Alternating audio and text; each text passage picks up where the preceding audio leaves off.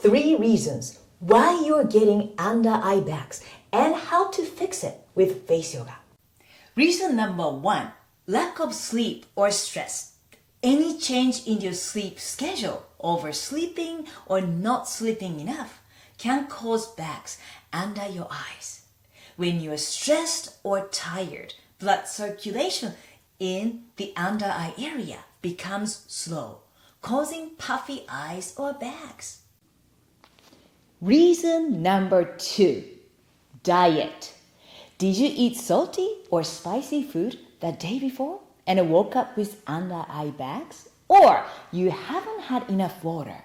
Or maybe you had a glass of wine at dinner? Reason number 3, fat and facial muscles. Studies have shown that fat tends to build up in the under eye area as we age, which cause puffiness and bags. It's also connected with eye muscle strength.